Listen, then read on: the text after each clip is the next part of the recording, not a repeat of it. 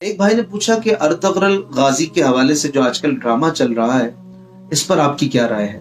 دیکھیں، ڈرامہ کبھی بھی حقیقت نہیں ہو سکتا. ڈرامے میں بہت سارے اضافے ہوتے ہیں اور کچھ نہ کچھ تاریخ سے ہٹ کر مرچ مسالے کا اضافہ کیا جاتا ہے، کچھ نئی چیزیں ڈالی جاتی ہیں اور اسی وجہ سے ڈائریکٹر پروڈیوسر یہ اپنے اپنے کام کرتے ہیں. اور اسکرپٹ رائٹر کا بھی ایک کام ہوتا ہے، وہ نئی چیزیں لے کر آتا ہے. اگر صرف اور صرف تاریخ کی بیس پر، ہسٹری کی بیس پر ڈرامہ بنایا جائے تو سب سے پہلے تو اسکرپٹ رائٹر فارغ ہوگا. بات یہ ہے کہ ڈرامے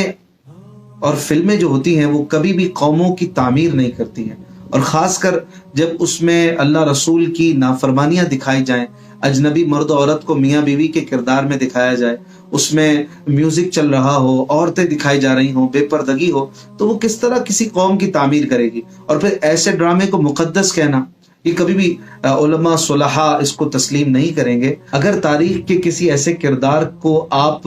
اچھے انداز میں پینٹ کرنا چاہتے ہیں تو اس کے لیے اخبارات ہیں، تحریرات ہیں، کتابیں ہیں. ڈرامے بنانا، اگر آپ اس پر اچھے انداز میں ویڈیوز بنانا بھی چاہتے ہیں تو شریعت کے مطابق اس کو بنائیں. اگر آپ اس میں خلاف قانون شریعت چیزیں لائیں گے، میوزک لائیں گے، عورتیں لائیں گے، اس طرح کی چیزیں ہوں گی، تو جو نئی جنریشن ہے جو اس کو دیکھے گی وہ ان چیزوں کو صحیح بھی سمجھے گی اور ان میں موجود فتنوں میں پڑ بھی جائے گی. لہٰذا اگلی جنریشن کے لیے مفید یہی ہے کہ وہ ارطغرل غازی کے حوالے سے جو کتب ہیں، جو مستند تاریخی حقائق ہیں، ان کو پڑھیں. بلا شبہ ارطغرل غازی ایک زبردست مجاہد تھے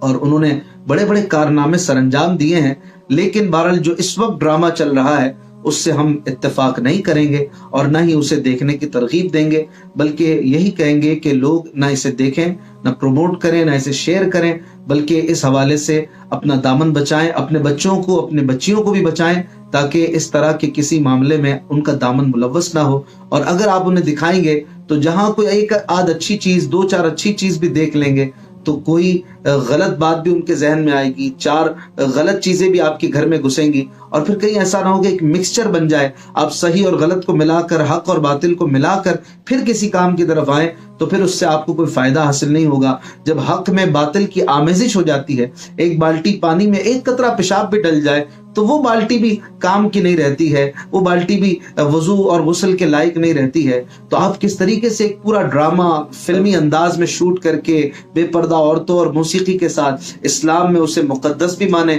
اور پھر اسے اپنی آنے والی جنریشن کے لیے مفید بھی مانیں، یہ ہرگز نہیں ہو سکتا ہے.